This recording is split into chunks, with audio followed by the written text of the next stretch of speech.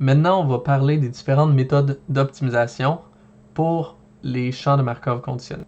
La première méthode d'optimisation qu'on peut penser, c'est la méthode triviale ou brute force, qui est simplement de calculer la combinaison de toutes les probabilités de chacune de nos classes pour nos variables cibles. Donc, par exemple, que la première soit bleue et tous les autres soient rouges, que la première et la deuxième soient bleues et tous les autres soient rouges, etc.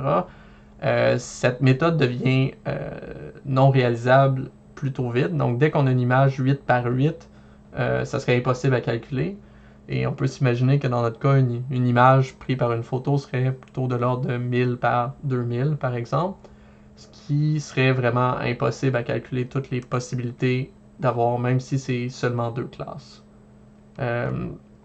Les autres méthodes plus utilisées consistent à initialiser par une solution plausible et par la suite d'améliorer itérativement cette solution. On a l'approche déterministe et l'approche stochastique. Donc, l'intuition serait simplement d'initialiser, par exemple ici pour le point noir, serait bleu, donc celle-là est plutôt foncé, foncé, foncé, etc. Donc, chacun des sites foncés, on pourrait les initialiser à bleu. Et les autres, dans le cas de 2 classes, on pourrait simplement mettre rouge aux autres qui sont pâles. Et par la suite, choisir une certaine méthode pour améliorer cette solution, considérant par exemple que ce point-ci ici est entouré de 3 rouges et d'un bleu, on va finalement changer sa valeur pour rouge. Donc, voici les méthodes. La première méthode que je vais présenter avec l'algorithme est une approche déterministe, qui est aussi nommée Iterated Conditional Modes, qui minimise notre énergie un site à la fois, d'une façon strictement descendante, donc un peu comme une descente de gradient, ce qui implique qu'il converge vers le premier minimum local rencontré. L'avantage qu'il y a, c'est qu'il est rapide, mais il dépend fortement de l'initialisation puisqu'il va tomber dans le premier minimum local.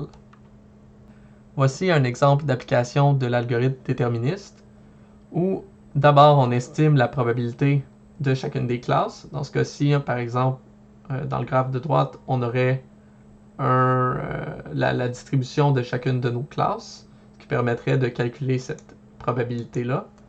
Ensuite, on initialise les sites à une réalisation possible ou probable, donc si possible une bonne initialisation. Dans ce cas-ci, on prendrait simplement la classe la plus proche de nos variables observées. Donc, je l'ai faite pour chacune. Donc, selon l'exemple, si on est noir, on prend bleu. Si on est gris moyen, on prend rouge. Et si on est plutôt pâle, on prend la classe verte. Ensuite, pour chacun des sites, donc on crée l'ensemble des sites à parcourir, qui est l'ensemble de sites. Donc ici, on aurait les 16 variables cibles à parcourir.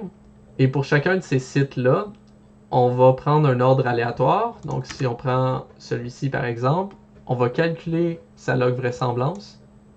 On va calculer la partie d'énergie associée aux voisins, donc aux 4 voisins ici.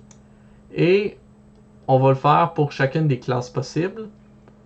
Ce qui va finalement, on va prendre celle qui minimise le plus l'énergie. Dans ce cas-ci, ce serait par exemple rouge, puisqu'on a 2 voisins et qu'on était par exemple entre 2 couleurs. Et une fois qu'on a calculé celle qui minimise, on change cette valeur-là et on prend un autre site. Donc pour un autre site aléatoire, on change sa valeur, on prend celle qui minimise l'énergie et après on continue pour tous les sites. Une fois qu'on a parcouru tous les sites, on recommence jusqu'à temps que quand on a parcouru tous les sites, on n'a plus de changement. Donc on prend aléatoirement chacune des variables et on le refait jusqu'à temps qu'on n'ait plus de changement. Une fois qu'on n'a plus de changement, on a convergé vers la solution optimale. Pour les approches stochastiques, telles que l'échantillonneur de Gibbs sampling, ils convergent vers des conditions théoriques qui sont irréalisables puisque ça prendrait beaucoup trop d'itérations. Par contre, ça l'approche un minimum global. Donc on n'est pas sûr de converger vers un minimum global. On pourrait tomber sur un minimum local, mais on approche normalement d'un minimum global, ce qui est vraiment mieux en termes d'optimisation. Par contre, c'est très lent, mais c'est indépendant de l'initialisation. Donc on a comme les avantages ou inconvénients qui sont inverses de l'autre. Donc beaucoup moins rapide par rapport à l'autre, mais on est moins dépendant de l'initialisation et ça prend beaucoup d'itérations. Donc dans ce cas-ci, on aurait un recuit qui est simplement un calcul où on vient changer la probabilité de chacune des classes avec un terme d'énergie par rapport à une certaine variable t qui va changer au cours des itérations. Donc t est noté comme une température, donc qui est souvent utilisé comme dans le cas où on aurait une énergie de diffusion ou de dispersion. Donc le terme T représente une certaine température. On peut voir cette température en fait comme si on changeait la distribution de notre fonction à optimiser. Donc si on a une température qui est élevée au départ, c'est comme si on avait une probabilité uniforme pour chacune des classes. Donc ici où on aurait 5 classes, on aurait une distribution uniforme et on pigerait dans chacune des classes de façon égale.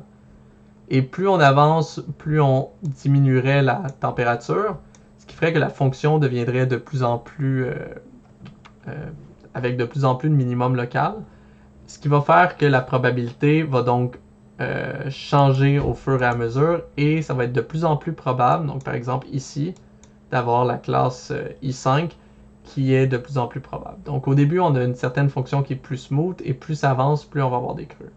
On peut le voir dans cet exemple qui est donné sur Wikipédia où initialement, dans notre distribution, dans notre équation à minimiser, on va parcourir un peu partout. Et plus ça avance, plus on a une certaine range où on va descendre et converger dans ce range-là à une solution qui est de plus en plus optimale. Donc ça, c'est un exemple de recuit. On peut remarquer que l'algorithme stochastique est très similaire à l'algorithme déterministe. Donc, initialement, on va avoir exactement les mêmes 3 étapes. Par contre, on va ajouter un terme qui va être d'initialiser la température. Dans ce cas-ci, où on pourrait donner 1, par exemple. Donc, voici la température initiale. Et un certain ratio qui va faire descendre, en fait, cette température-là à chacune des itérations. Donc, ce ratio doit être entre 0 et 1. Donc, on va faire exactement la même for loop, donc le même système d'itération pour chacun des sites dans un ordre aléatoire. On va calculer pour différentes classes possibles l'ensemble des réalisations. Donc, on va calculer l'énergie de la vraisemblance et l'énergie donnée au clic. Et par contre, au lieu d'être un algorithme déterministe, donc au lieu de prendre le plus petit, on va calculer la différence d'énergie avec l'ancienne itération, donc l'énergie avant et l'énergie après. Et si cette énergie-là satisfait cette équation-là, qui dépend aussi de la température, on va changer pour la nouvelle classe YS. Donc c'est pour ça que c'est un algorithme qui n'est pas déterministe, c'est qu'on va piger la constante ou un choix K qui est dans une variable, dans une fonction aléatoire uniforme entre 0 et 1. Et si notre différence d'énergie et cette équation est plus petite que la variable pigée entre 0 et 1, on va simplement changer la classe. Donc au lieu de prendre le minimum, on va changer pour une classe qui est plus petite ou des fois un peu plus grande. Donc comme on voyait dans l'exemple de Wikipédia. Et plus les itérations changent, donc avancent, donc plus on va diminuer le terme de température par rapport au ratio qu'on va avoir choisi au début.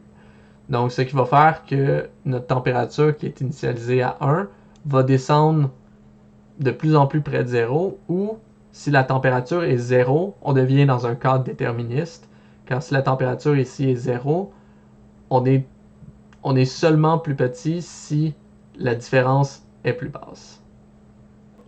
Il y a d'autres méthodes d'optimisation plus avancées, telles que le Metropolis Hastings ou autres MCMC, donc je n'irai pas en détail. Donc, il y a d'autres méthodes d'optimisation pour ce genre de problème. Mais en général, ils utilisent tout un terme de température qui décroît de façon logarithmique pour une convergence assurée. Par contre, la descente de façon logarithmique est normalement beaucoup trop longue. Donc en pratique, on va simplement utiliser, comme dans l'exemple précédent, un ratio pour diminuer la température, ce qui permet de converger de façon beaucoup plus rapide, même si on ne converge pas vers un minimum global. On est quand même assuré de tomber vers un minimum local. Donc, cette convergence-là est asymptotique, donc il faut donc stopper normalement après un certain nombre d'itérations, quand les changements deviennent minimes, puisqu'on ne convergera pas directement vers une solution. Et plus il y a de classes, plus l'ordre des clics est élevé, plus l'optimisation est difficile, parce que tu as beaucoup plus de combinaisons à tester. Donc, ça fait qu'il y a beaucoup plus de minimums locaux dans l'équation, ce qui fait que normalement, on veut prendre un ratio qui est plus haut, plus élevé, pour diminuer de façon beaucoup plus lente la température, ce qui fait qu'on doit faire beaucoup plus d'itérations.